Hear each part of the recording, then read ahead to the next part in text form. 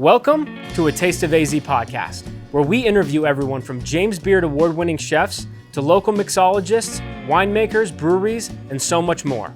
We've got an awesome episode lined up for you today. But before we get into that, head to atasteofaz.com so you can subscribe to our quarterly magazine and email newsletter to find all of the best places to eat and drink around town. Don't forget to follow us on social media. Now let's get into the episode. All right, so we're here in Tucson, like in the heart of downtown Tucson. Yeah, pretty much are, yes. Like right here. Like you gave me directions, and as I'm coming in, I'm like, I'm 0.5 miles away. Like I'm right here. I'm right on Congress. Wait, is this Congress, right? Or is this Broadway? No, this is Broadway going east. It's Broadway going west. It's Congress. So Okay, we're going east here. Gotcha. Well, we are here with the legendary Janos Wilder. Janos, thanks so much. What a pleasure to have you. Man, this is great. I met you at Devour 2 years ago, Yep. and you blew my mind. Like you were just, I mean, all of the judges that, Christopher Gross and Howard from, was he AZ Central, I think it was? Seftel, yeah. Yeah, the legends. But when I got you on the mic, different level. I was blown away. I was very impressed by you, and it was just such a fun conversation. Yeah, we had a good time. We did. So, but now we're here at your place. We're at Studio Janos in Tucson. This is a beautiful spot. You said been here 3 years, right? Yeah. Okay. Now, but you've been cooking for more than 3 years, right? It's been a little longer journey than that. Yeah. No, I've been cooking pretty much all my more than adult life. I started cooking when I was a kid. Yeah. And cooking professionally when I was 15, 16. Okay. And so maybe our roads led here, Yeah. but it was a circuitous path Yeah. to get here. And so this is the latest and sort of the culmination. This is really my post-retirement or failed retirement career here. And it really was a failed retirement. Yeah. But I think I failed up. Yeah. And so this is sort of the end. I think this will be the end of the road. Okay. For me, whenever that is. But it just sort of pulls together everything I've ever done professionally, and really is in many ways I feel like I'm really at the height of my powers and certainly doing my best work right now. That took a long time to get here and a very fun journey along the way. Yeah. Well, that's, we were talking a little bit before, when we were getting things set up and just talking about, life and the career paths and learning things along the way. So to hear you saying that, you're kind of, this is like the prime of this is everything coming together for you, makes me feel, I guess, a little bit more at ease that I'm on my path, right? There's hope, man. Yeah. Thank you. I'm good. That's what I came here for. All right, we can stop right here. Okay, there we go. Therapy's over. I just needed it. I needed that. No, it's really cool to see somebody who's been doing something, their craft, as long as they have, and to still be enjoying it. And I assume, we'll get into it a little bit, but I assume the failed retirement was you just couldn't step away from it. I love what I do too much. But, when you do something, I mean, really, for well over 40 years. Yeah. Well over 40 years. Yeah. And it's your passion, it's your love, it's your business. It becomes much of your life. Well, in those 40 years or whatever, I never really developed a bunch of hobbies either. Okay. Right? So there's not a lot of time for that. Yeah. So which I love what I do, that it becomes a hobby as well as an avocation.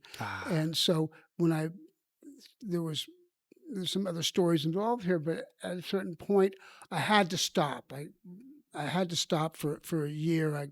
Somebody ran a red light, and I was out of commission. Okay. And I realized then that not only there wasn't anything I loved to do as much as what I did, but it was the most fun that I had, and I could create an opportunity for myself that would be really special and satisfy everything that I love about my profession. And that's how this came about. How Yeah. Studio Janos came about. Okay.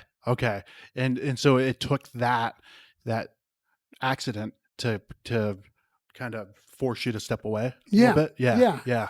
Where sometimes we don't choose to do that, right? We're like, Right. oh, we just got to keep going. You know, it was around the time of COVID and all that's going on too. And COVID wasn't the exit strategy for me, although the timing of it became that for other reasons, Yeah. which I explained, and so I really wasn't looking for that, but I didn't have one either. Okay. You know, Yeah. and so it's like my son says, "What's your exit strategy, Dad?" I said, "Death." Yeah. I don't know. I don't The know. ultimate exit strategy, right? I don't Yeah. I don't really have one, and maybe COVID could have been that for me. Sure. But I wasn't really looking for it at that time. Yeah. And so I still don't have an exit strategy, Yeah. I guess. All right. Well, that's good to hear because you bring a lot to this culinary scene here in Arizona. And, Well, thanks. Yeah. So we're not ready to let you go just yet. Okay, So- all right. I'm not going out to pasture yet. not yet, Okay, not well, I yet. appreciate that. So now, you're originally from California? Yeah. Is that right? Okay. Yeah, Northern California, Bay Area. Okay. Was food always a part of like your life growing up? Like, like my grandmother was Italian and French. So everything was about food. Everything centered around food. Was that like that for you? My mom was a really good cook and a really passionate cook and a passionate person.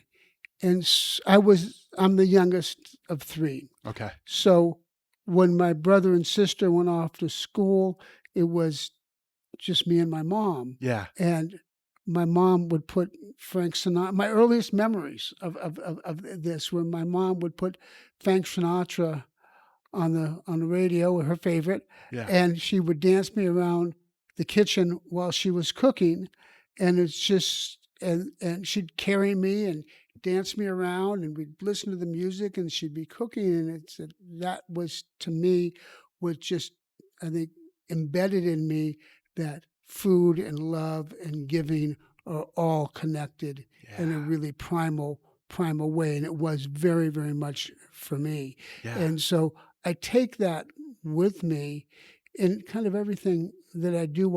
Those really early memories were very, very strong. Yeah. That's interesting too, like because for music is that same way, Mhm. right? I mean, Absolutely. that's how I got started in podcasting, doing a music podcast with Okay. a friend I grew up with. So music and food have both been, but the word that you said that just struck me that I've never thought about this way is primal, Yeah. right? It's like it's in us, it's Right. embedded in us, it's deep, and music and food kind of play those same, they've both been around forever. Absolutely. Yeah. Right. And they become some of our earliest experiences. Yeah, For sure. for sure. And they bring up emotion, right? Like they Oh bring yeah, up- very much so. Yeah. Yes.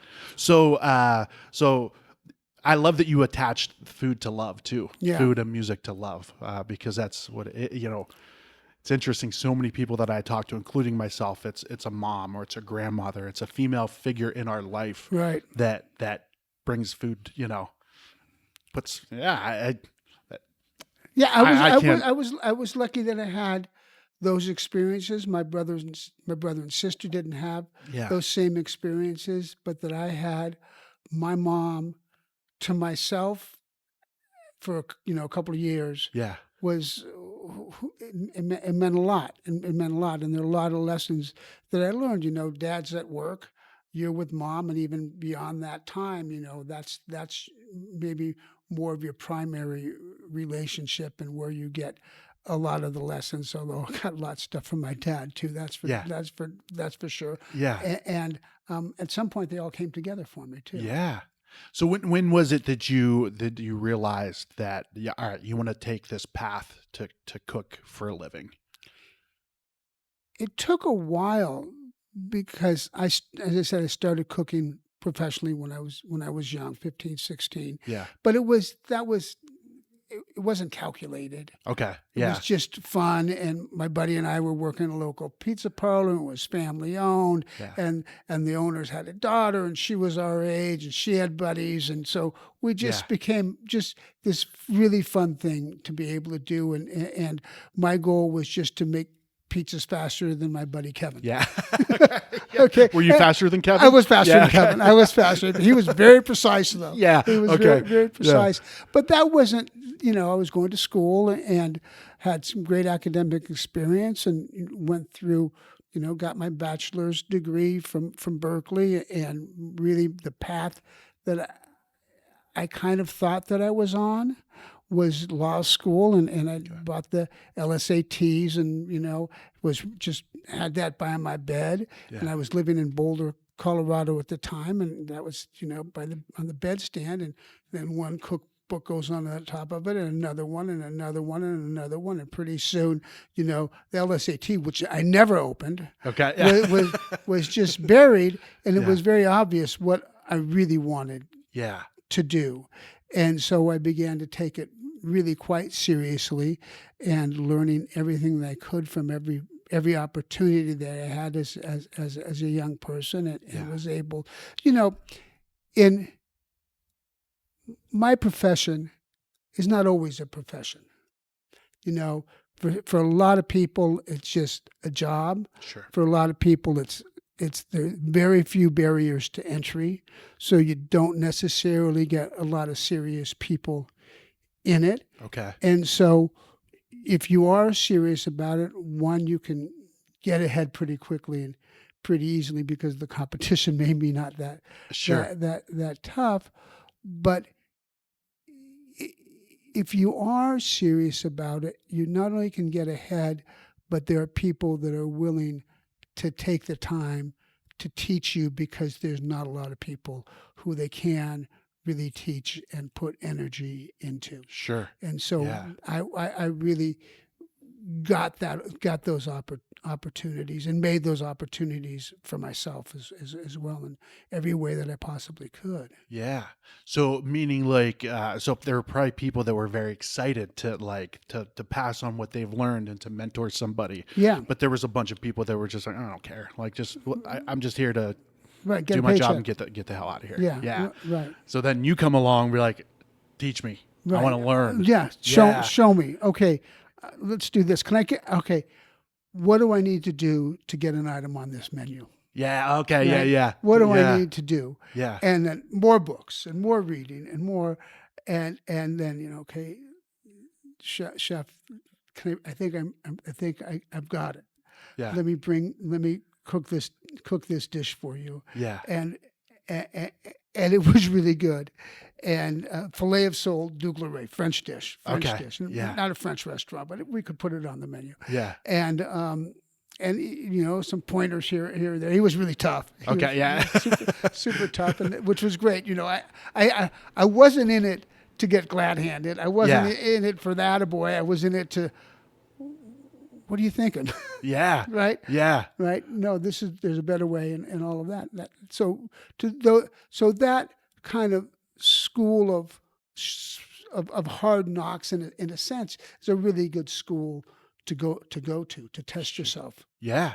Well, if you want to be great at it. Yeah. Right. If you want, like you said, if you just want patted on the back, then there's that, but there's also no, I want to be, they're like, oh, it's great.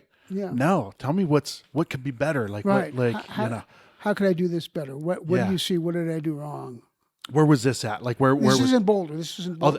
okay. So my first 2 years in college were at CU in Boulder. Okay. Went back to the Bay Area, finished up at Berkeley, which is where I got my degree. Okay. Political science is what I was studying.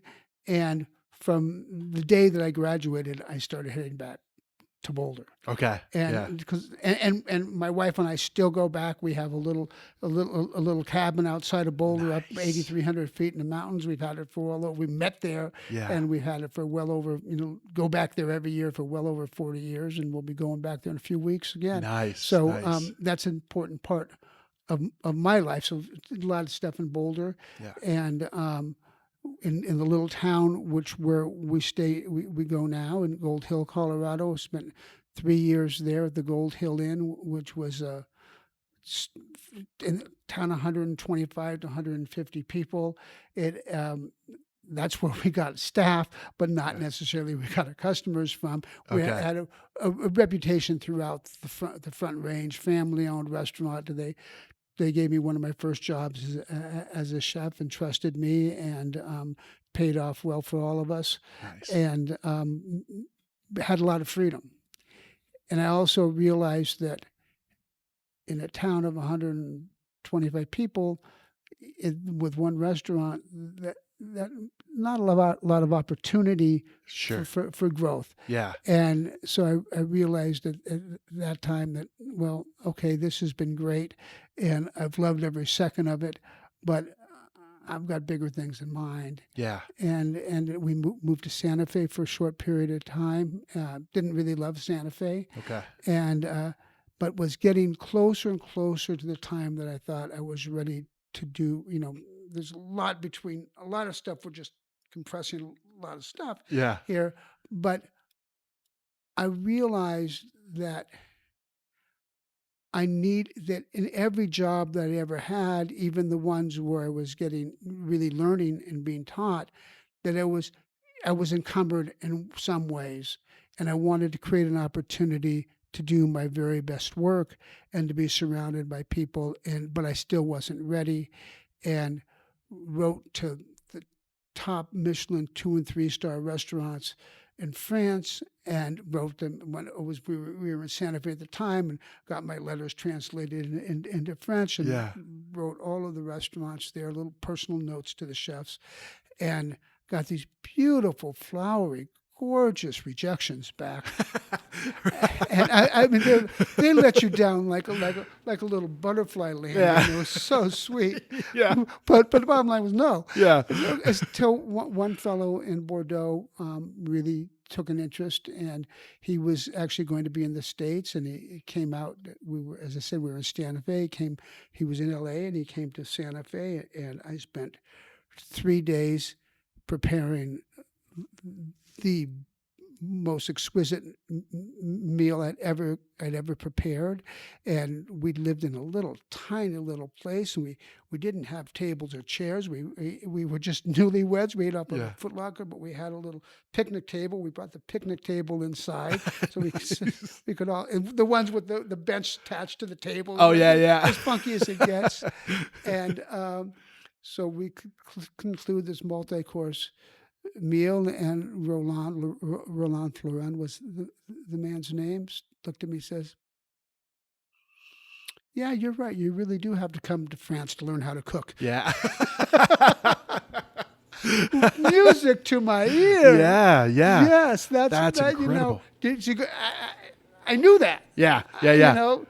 My best didn't scratch the surface. Yeah. Right? You weren't trying to show him that you knew everything. No, I just doing the best I could. Yeah, yeah. But maybe I was teachable. Yeah. Right? Yeah. Yeah. There you go. For sure. And so a few months later, I ended up on my way to Bordeaux. Wow. And that was what I needed to feel like I was prepared to open my own restaurant from a chefing perspective. The training in France. Yeah, the Okay. training Yeah. in France, it sort of it codified for me a lot of things that I'd been learning along the way about using local produce, and things around you were the best things to work with, and then the sort of burgeoning influences of Nouvelle Cuisine, which was really big at that point.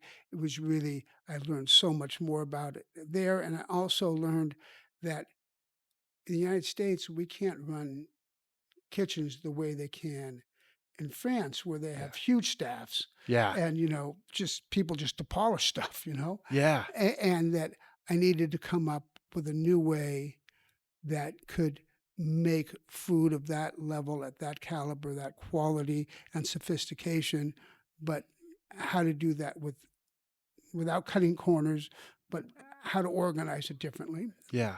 And then also, so we opened our first restaurant here in Tucson in 1983. We were so fortunate, and found a space on the grounds of the Tucson Museum of Art, the Stevens House, which was the oldest standing and usable adobe in southern Arizona, built in 1865 for Wow. the first territorial representative to Washington, Hiram Stevens. And it had 3-foot thick adobe walls and 13, 14, 15-foot ceilings, and it was little tiny rooms. It was just magnificent Yeah. and beautiful. So we did get an opportunity to go. Then I go there. I put in a kitchen, and I was also looking at what was fine dining and why it didn't appeal to me, Okay. and Yeah. what was wrong with fine dining. And at that point, but the food that I wanted to prepare was certainly on the level and succeeded much of the stuff you would see. Okay. But fine dining service to me was elite, all about elite domination. Okay. So Yeah. it would have the maitre d', who was sort of austere and dressed really, to the nines, Yeah. and would sort of deign to get somebody to take you to your table, and you would have head waiters and front waiters and back waiters and sommeliers and all these people, so that when you sat at the table, you didn't know who to talk to. They're Yeah. too much. I wanted to Yeah. strip all of that aside. And it sounds stupid now to even mention, but you never found a woman working in those restaurants unless she was a cocktail waitress. Okay. But none of the servers, Yeah. nothing else. And but this is ridiculous. Why are we cutting off half of the population Yeah.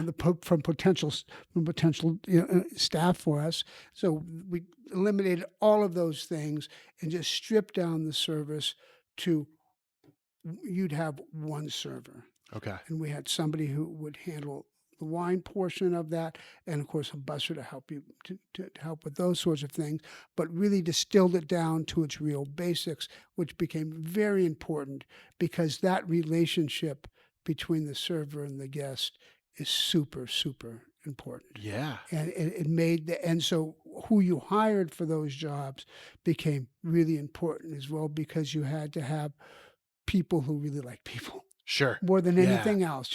They had to know all the protocols. They had to know all the stuff. We really went through massive training and a lot of education because everything we were doing was new. But if underneath it, they didn't really enjoy that connection, that wasn't going to work for me. Yeah. Yeah. That's actually a really good point, right? Like, because from the sounds of it, the other way of doing it was kind of the opposite. Yeah, it was. Right. It put the guest somehow in a place of subservience to the head waiter and the Yeah. maitre d' and all of that. Well, are you really good enough to be here? Yeah. Yeah. Sort of attitude. Now you don't see that much anymore. Okay. That's kind of gone away. Yeah. And when it does it, if it's successful, it can be done properly too. Sure. Yeah. And it can be really something special. But it's things are going to more casual than less. Yeah. And I like that. I like you. So you're looking at it as like, all right, the execution of this food and so many things about this are great, but I don't like this part of it. Right. Right. And I mean, does that have to do, is it the culture of France versus the culture of the US that Maybe yes, because I think that because we aren't French, maybe people felt they had to put on airs in some way. Okay. In order Yeah. to reach this, like pretend to have an accent or Yeah. Yeah. act a certain way that they was stereotypical of what they may have never seen, Sure. right? Yeah. And so, but it wasn't about authentic relationships Okay. Yeah. at all. Yeah. It was about structure, and it was all, you had captains and lieutenants and all of that stuff too. So there's this military structure that's attached. Anyway, Yeah. it didn't work for me. Sure. Didn't Yeah. work. Yeah. Yeah. I like you. You're like, all right, I'm gonna take from this certain aspects, but you're gonna make it your own. Yeah, and Yeah. that professionalism is super important to me. Knowing your job, knowing how to do it right, because all of those steps are work at the service of your guest. Yeah. So to Yeah. do it right's important. To how you open a napkin, how you change a tablecloth, all of those things are super. How do you set a table? How you quiet about it? All of those things are really important, but none of it is as important as putting people at ease. Yeah. Absolutely. Well, I want to dig a little bit more into Yeah. this. Let's take a quick break. Yep. A real quick reminder, head over to atasteofaz.com and subscribe to our email newsletter. Also, subscribe to A Taste of AZ magazine and get it shipped right to your door. Now let's get back into today's episode. Okay. So as a chef, all of those things are super important to me because that's how my food's delivered Yeah. to my guests. So in the best possible way. Now, but the food's primary. Everything, it's all about you got to get that stuff down. Yeah. right? Yeah. For Right? sure. But it's the way to the end, which is to have a great experience with the food. Yeah. And so the things that I had learned in my the last several years was really about the primacy of working with things that were around you. In the mountains of Colorado, we certainly did that. We lived at, 8,300 feet up really, really rough dirt roads where nobody wanted to come deliver to you. Yeah. And that was hard. And so not only would I do a lot, I would do shopping rather than, I didn't want to get stuff off of, the U.S. Foods truck or everything. Certainly you can get your paper towels and, your 50 pounds onions and all of that stuff. Yeah. But I needed to really go and seek out the best ingredients, and I could. And some of them, people in the summer, this restaurant was only open in the summer. Okay. So in the summer, people would have gardens, and so I would get things from people who were growing around us, or we'd get a guy went out and caught fish, and we'd get enough, we could put it on the menu. I changed the menu every day, and it was and really working with what were the ingredients of the region, what were the iconic, or maybe could be iconic if you thought of them that way, was the backbone of the foods of the region, and how to work with that, and that when I went to France, that was really reinforced. The chefs were just so kind to me, and they would take me to market with them every morning. Yeah. And they had, those old postal trucks with the one wheel and the three wheelers, right? Oh yeah. Right? Yeah. That's what they had. Okay. And we would drive that, kind of be between the back and the front seat, trying to not fall out. And the markets in France are not like going to Safeway, right? They're open square city blocks, and with everything was represented, from cheese to meat to bread to fish to produce to you name it. Right? Yeah. And the chefs had these long-term relationships with all of these folks, and we would go around from one place to the next, and it would be rekindling friendships. But also there was this sense of trust about what these vendors, these growers were offering. Okay. They knew what they were getting. Yeah. And at times, the one of them that stands out to me was, we go to this, it was like a card table she had set up with a little cloth over it, and she's a little lady sitting in the back and a little, unsturdy chair. Yeah. And she sees Roland and come up, and Pierre Bougat, and she pulls out this little paper bag, and where I came from in mountains of Colorado, you might have thought that would have been drugs. But no. She pulls out this little paper bag, and she says, "This is the first tarragon of the season. I saved it for you." Oh wow. Right? Yeah. That sort of relationship was so, okay, that's what I'm looking for. So when when we opened Janos in '83, but we started advertising for gardeners a year before that. Oh. So we really built the restaurant from the ground up. So because I came here, I didn't know that anything actually could grow here. Sure. Yeah. Right? You look outside and say, "Oh my God, nothing grows Everything's here." dead. Yeah. And so I'll need to get people to grow things for me. And Yeah. all the produce was coming in from Mexico or elsewhere, which is totally good. Yeah. But I wanted special things, and Yeah. so we started very much in that way, and it also was very much under the sway of two other complementary philosophies, and one of them was the philosophy of French Nouvelle cuisine, where lighter was good, was the flavors were primary. They shouldn't be hidden in any way. You wouldn't cloak them in super heavy and rich sauces, or you wouldn't wrap them on a bunch of stuff. Yeah. You would really let the primacy of ingredients take over, and that the plate presentation was very important, so that the plates would be beautiful and colorful and fit together and properly. Yeah. And so when I started cooking that, people had not seen that. Yeah. Here in Tucson. Here in Tucson. Yeah. They had not seen that. They had not tasted the flavors. It was also the primacy of like what was the Rocky Mountain cuisine, if you will. Well, what's the cuisine of here? Yeah. Right. So Yeah. really trying to incorporate these French techniques and sensibilities into the flavors of the region. And when you do that and you're working with foods and flavors and dishes that nobody's ever seen before, and the whole thing's a brand new experience, you have to develop a level of trust, Sure. right? Yeah. So you can't, while on the one hand, I was cooking for myself, I never felt I was cooking for myself. I was taking what I knew and learned and understood and felt was worthy, not worthy of me, worthy of my guests. Okay. Yeah. And so that I'm always was cooking for them, with them in mind. And if I could gain their trust, then I could expand things a little bit. I could expand things a little bit more.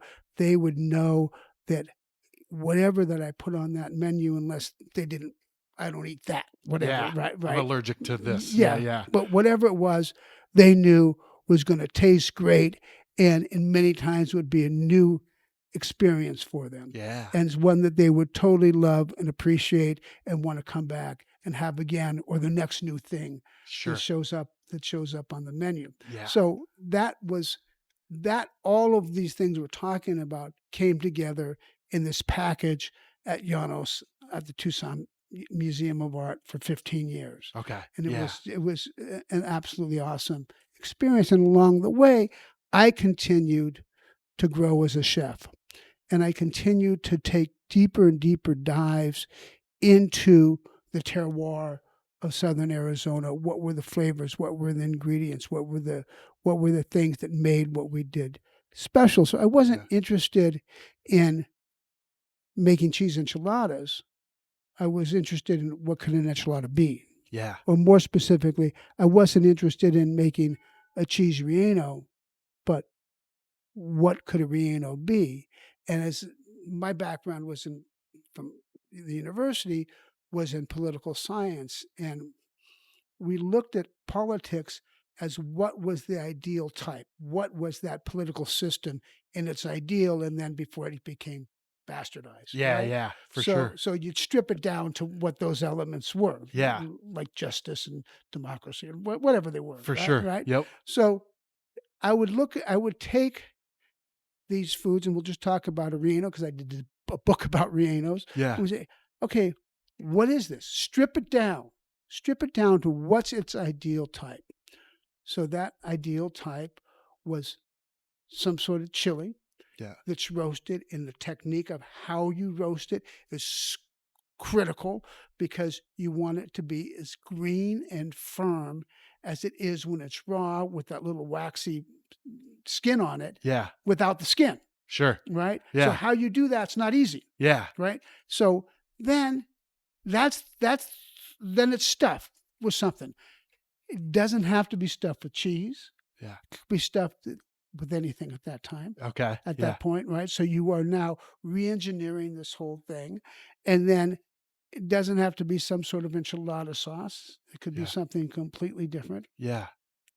And the first relleno that I put on my menu was a lobster relleno with a little brie in it, and just in like an ethereal, crisp little light, almost tempura batter, Yeah. with a Nantua sauce, a French like painfully made Yeah. Nantua sauce. Reduce cooking down the lobster shells and carcasses and squeezing every little bit out of them. I've got etchings of in French kitchens in the 1700s, and guys just squeezing towels around the lobster to get every last Yeah. drop of flavor out of them. That's really what, and Yeah. that's how we made it. Yeah. And it had a little jicama salad, which located us here, and it was just that was the sort of thing that epitomized where I was trying to go with the food at that Yeah. point in like 1986 or something like that. Yeah. So things that weren't done at all, weren't considered, and that could maybe raise the game a little bit, elevate what we're doing. I like that. I like that. Like you took the base of what it like. This is what it is, but you deconstructed it, Right. right? To like look at each element of it, to be like, what else can be? How can we get creative with this, Yeah. right? And then, like you said, that with the techniques, the French techniques, and those things. I think that's a brilliant combination of So the two. it became a sort of vehicle to then more and more take a deeper dive into what was happening around me.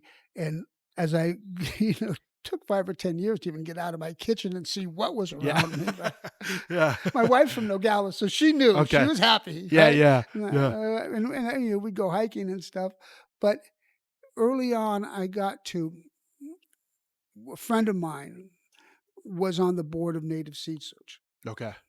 And Native Seed Search was an organization that started the same year we did in '83, and its mission was to preserve and spread the local seeds, the endangered seeds from the region, which goes beyond Arizona, and to value those, to maintain them, to regenerate them, and to spread them back to Native communities. Okay. Yeah. Okay, and I thought, wow, this is so. He asked me if I would do a dinner for their board. Yeah. I said, well, yes, but I'm going to use their food to do it. Yeah. So Like a that, very, very like submersive type of absolutely, immersive or this whatever. is Yeah. this is what's so great about what you guys are doing. If you don't know how great what you're doing is, Yeah.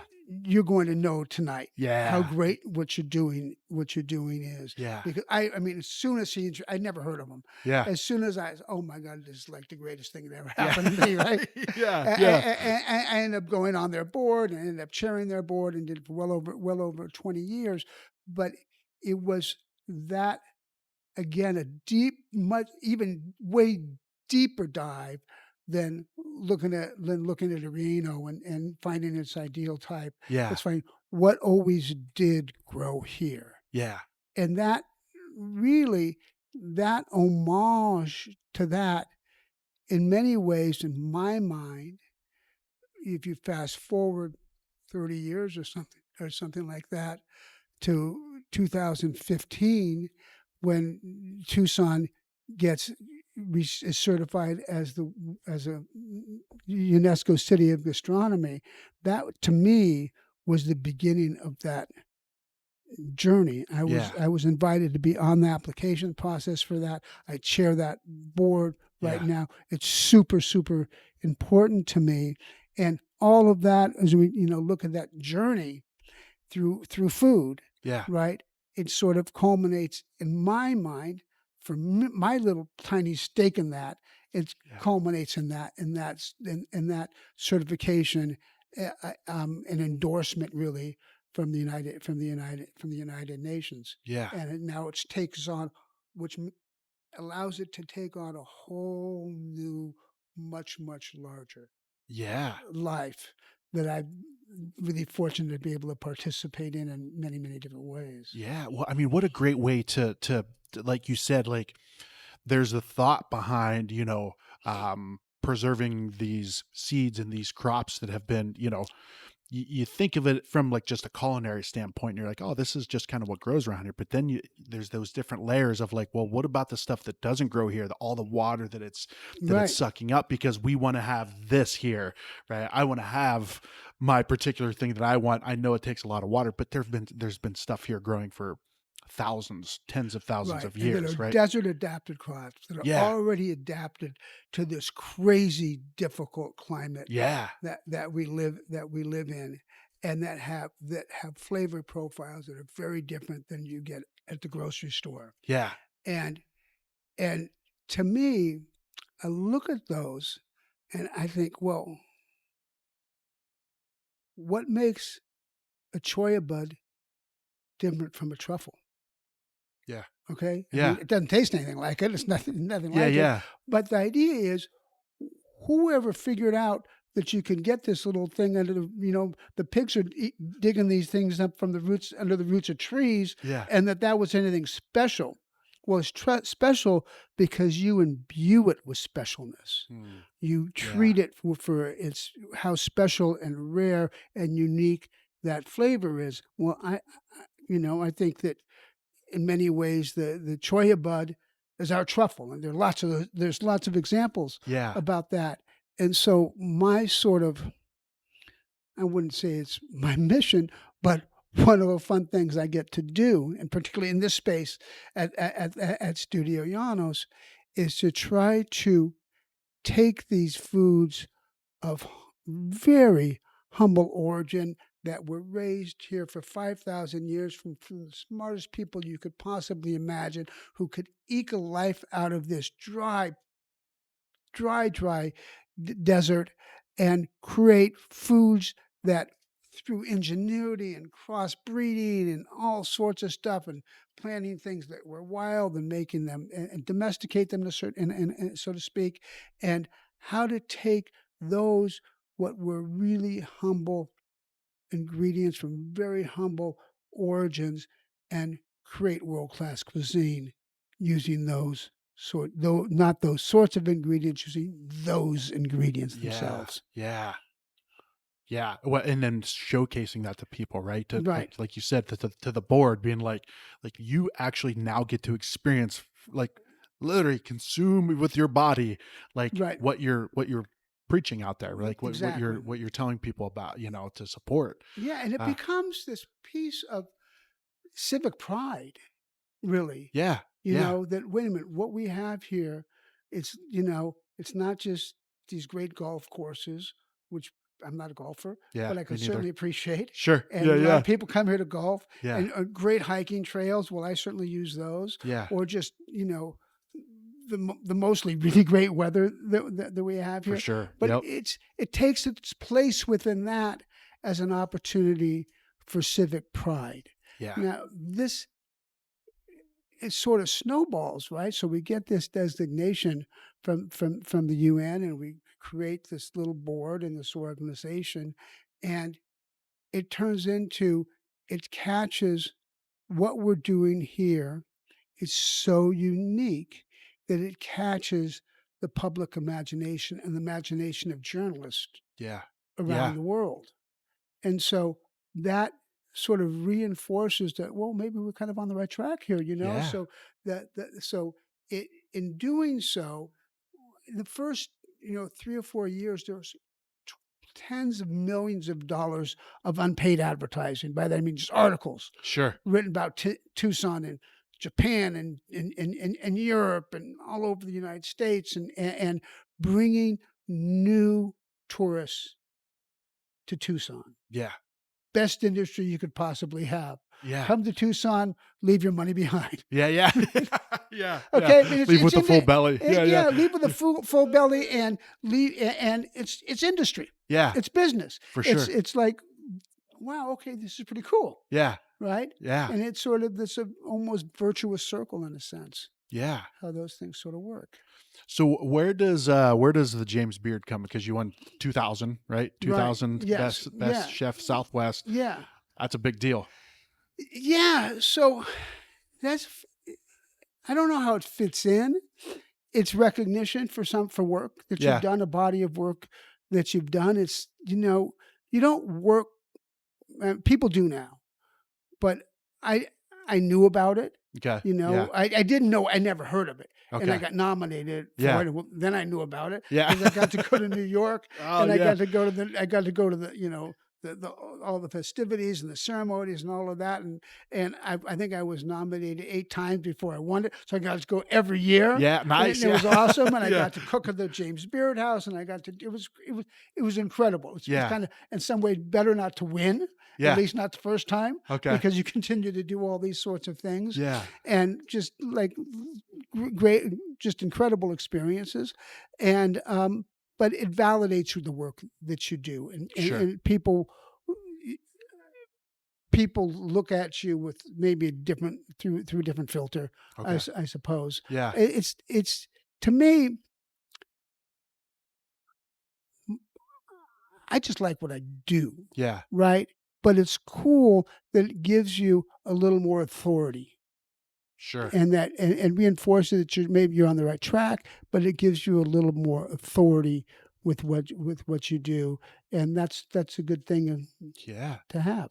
Open some different doors for Yeah, you, right? yeah. Yeah. Yeah. But it doesn't sound like it changed the path at all for you, really, No, right? I You were wasn't doing interested. what you were Okay, doing. so a Yeah. lot of people that happens. Yeah. Oh yeah, this is the stepping stone. Yeah.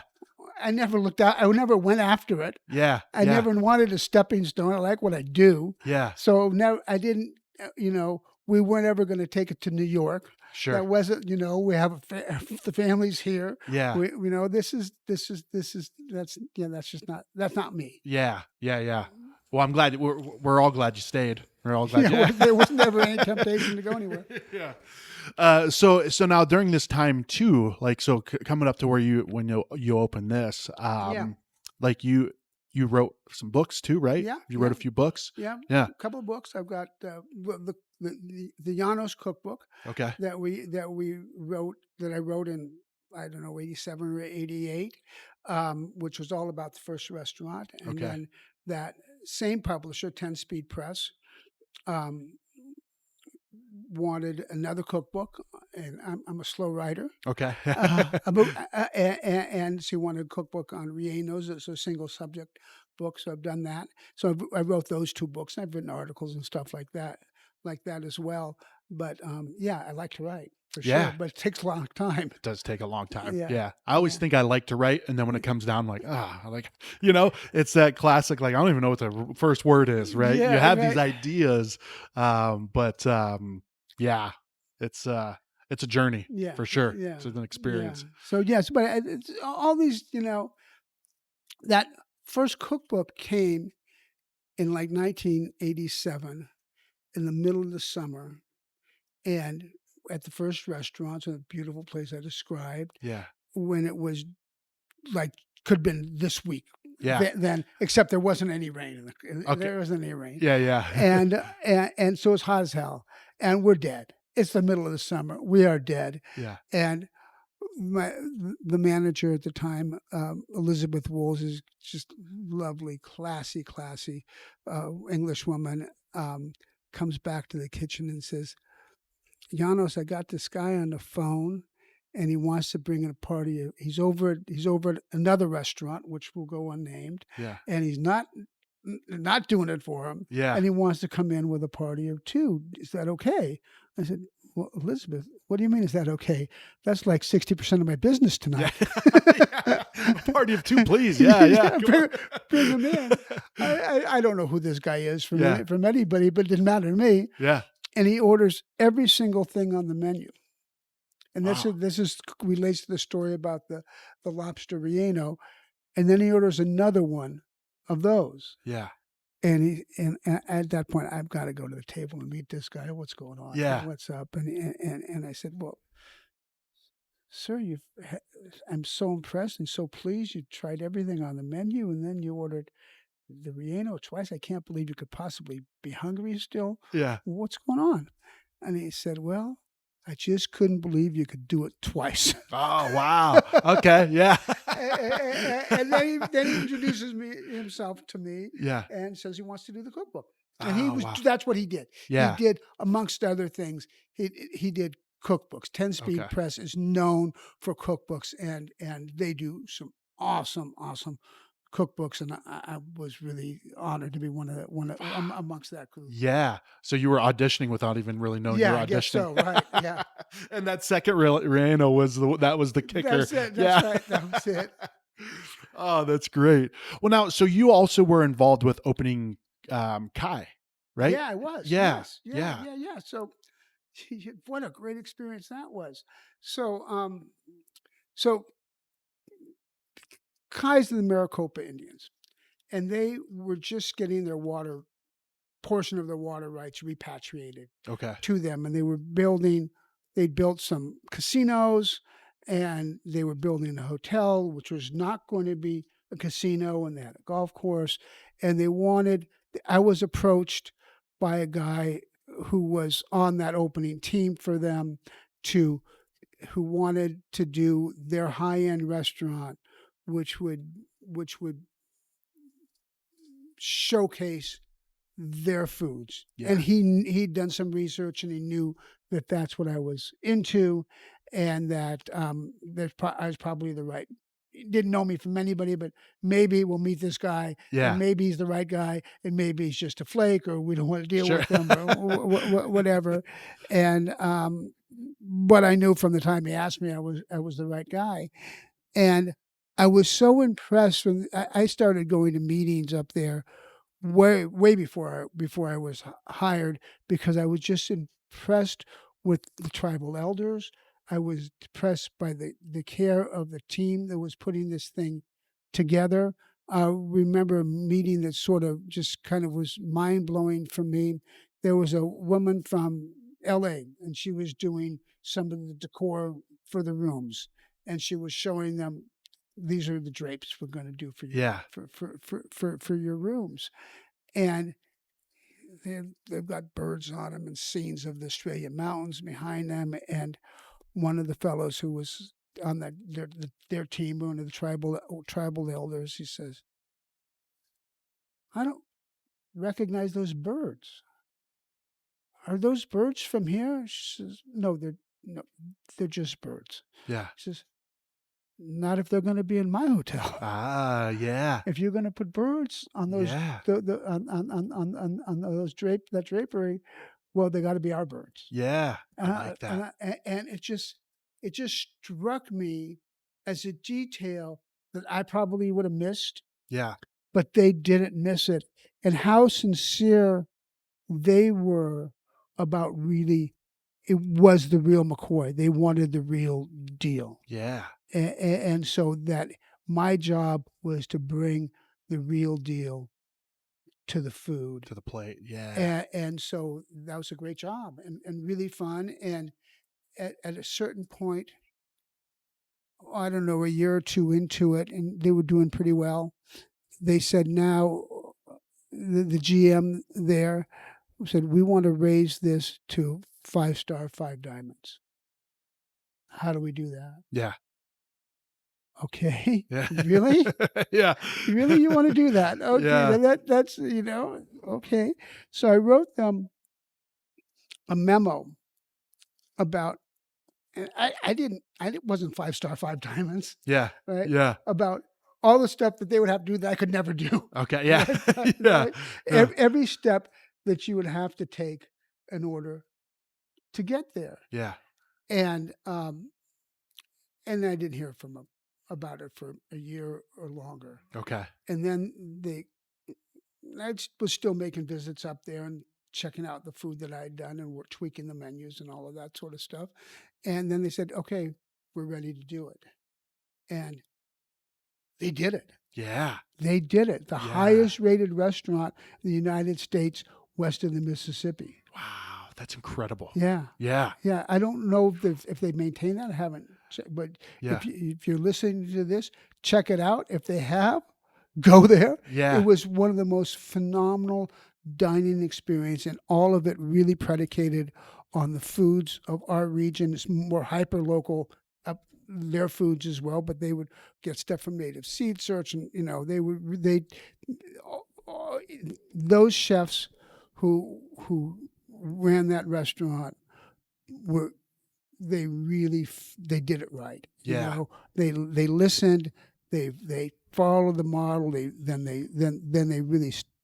took it to heart and struck out on their own and way exceeded the stuff I started doing Yeah. with them. And I'm just so proud of everything they did up there. It's really cool, really, really cool. That's on my list. That's on my list of must Yeah. visit places for myself. That brings us to here.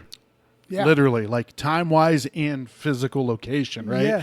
Yes. We're at Studio Janos, which you said opened in what year did it open? Okay, it was 3 years ago, so I went 23. 23. Okay. How did this come about? Well, during that period after the car accident, and I'm thinking about what I want to do, and we had to close down everything else. Okay, because of the car accident, because you weren't able to. Yeah, I couldn't do it. Yeah. You know, I'm a super hands-on guy. Okay. And yeah. So if I can't be hands-on, I don't want. Yeah. So it was a good time to close things down. Yeah. For other reasons, I guess. But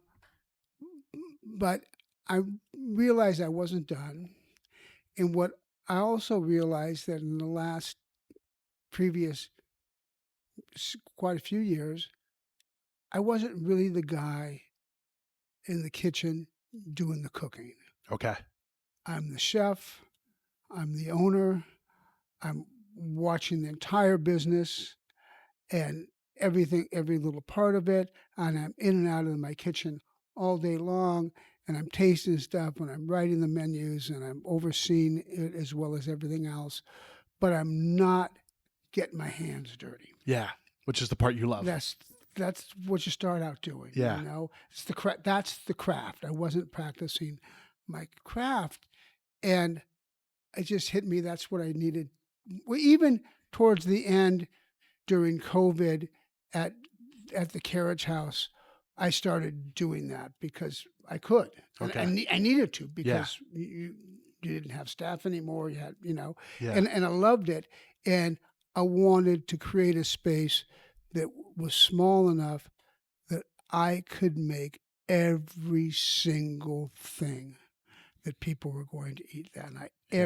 I would do all of the prep, all of the dishes, all of the shopping, all of the menu writing, everything, but except for when it came to the night of an event, I had a team of folks that I would call upon, so let them know what I needed, and they would come in, a couple of servers who were great and really followed all those rules we talked about from the very beginning. Yeah. And one person to work with me in the kitchen, this is it. We're in it. Yeah. We're right here. The kitchen's right behind me. Yeah. It's very, very small. And, but it's mighty.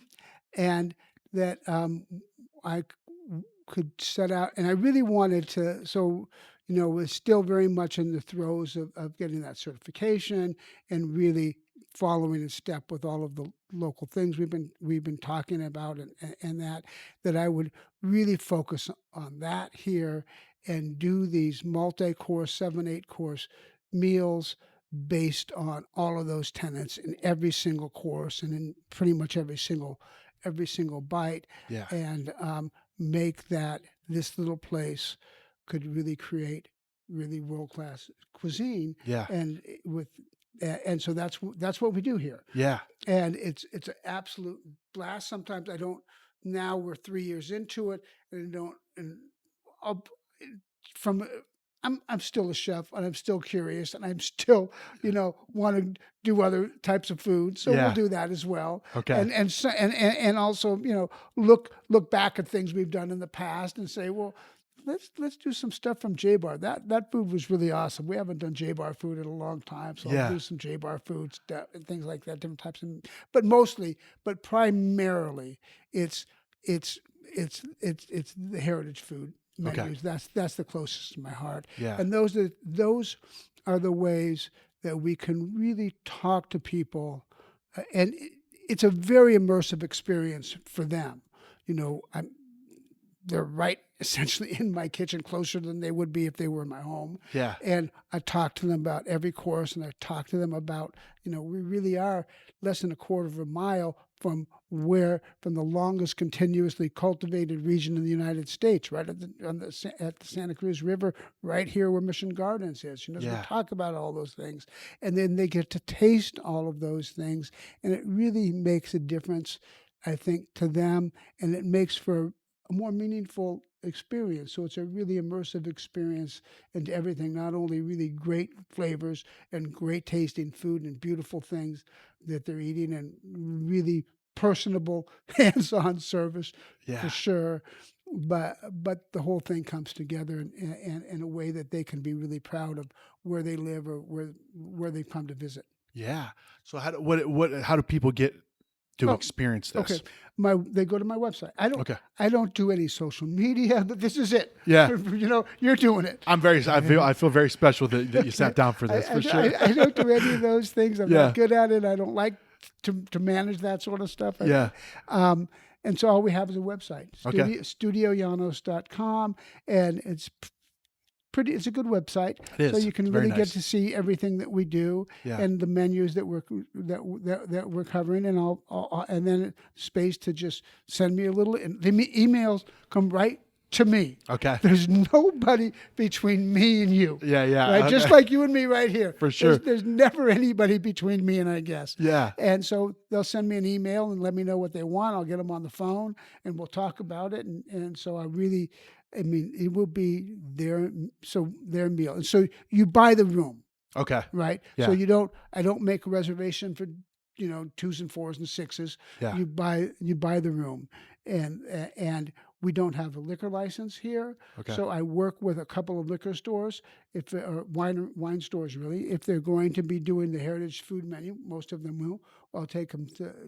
There's a place that will go for that. Yeah. And if they want to do more of a French menu, which is still close to my heart, then we'll take them someplace else, and they can make suggestions on the wines, and they can bring it in themselves, and that works great, and works for me too. So so it's a blast. Yeah. How many people? Like what Up are a to typical 12, group? maximum of 12. Maximum of 12. And so we usually hit that. Okay. Usually hit that number. It's the same price. Yeah. So you're not going to have 4 people very often. Okay. Yeah. So you have, and this is a beautiful table too. The whole setup in here. I mean, like even the furniture, you can't really see it. It's off camera, I think. Yeah, off camera. That big, the big armoire. Yeah. So everything in here is a piece of our past in a certain way. Yeah. So this table where we're sitting was built by hand out of Honduran mahogany, when you could still do that. Now you wouldn't even think about it. It's not the right, not very different sensibility now. Okay, yeah. By hand for my wine room up at the west in the armoire that you mentioned. Yeah. We built for the first restaurant in '83, and I've had all this stuff in storage, right? Okay, yeah. And so it comes out. The art we bought, all of the art has been in the restaurants in various places, and so we still own all of the art. So everything here is sort of a little piece that we bring from the journey along the way. Yeah. Yeah, well, it's very homey. I mean, we are right here in the heart of downtown. Yeah, but you feel very like this. This is a very intimate space. Yeah. I didn't know what to expect. Certain things I knew, but how I've never seen people this comfortable before, and it really very much as if it's like when I get together with my buddies and they're coming over to our house for dinner or me over to their house, how you can talk about anything and you can let down your hair and have a great time, and just people are so, and because they're also selected, right? They're self-selecting. If somebody buys this dinner, they're gonna invite friends and family that they love. For sure. Right. Yeah. And so you have this opportunity, and there's no other tables around you. This is it. Right. So it's a safe space too. Yeah. In that way. Absolutely. Well, now, Janos, I know you don't have an exit strategy, and I won't push you about that, right? But well, that was it. You just did. We don't have one. Yeah. Well, so is there anything that like what does the future look like for you? So I'll do this as long as I feel like my wife and I agree that that I'm having fun, Yeah. and we don't have other things we'd prefer Sure. to be doing. Yeah. We pretty much for other reasons we're not open I'm here this summer, but generally we're closed and go back to Colorado for 3 months of every Okay. summer, so Yeah. that will not change. Nice. And I'll do it as long as I can Yeah. and want to. Sure. As long as I enjoy it, and it brings opportunities every day to do interesting things and meet interesting people. And Yeah. the work with the City of Gastronomy continues to be super important to me. I do some consulting here and there, which I like a lot. I'm kind of working on a new book or two, Okay. but I'm Nice. slow. Yeah. I'm really slow about it. This summer should be providing more time for me to do that than I've spent at it. Okay. Yeah. But yeah, it's a good life. Yeah. Yeah. I dig it. Well, once again, Janos, thank you for making the time. It's amazing to meet and talk with somebody who is just making such a huge impact on such a big industry here in Arizona, and guiding it in a positive way, right? In a positive direction of, like, in so many aspects of it, right? Respecting culture that's been here forever, respecting the land and the things that grow off of this land, and you're just doing amazing stuff. So it was an honor to have you on the Eric, podcast. thank you so much. This Yeah. was really fun. Thank really you. fun to do this with you, and I so appreciate the opportunity. Well, thanks, Janos. I appreciate you. All right. Well, studiojanos.com. Go there, get this table, and make sure you invite me along to your dinner as well. All right, I'll see you, and I'll see Eric. And Eric, yeah. Whoever these are, yeah. We'll be strangers until our dinner, but no, I appreciate you, Janos. Perfect. Thank you so much.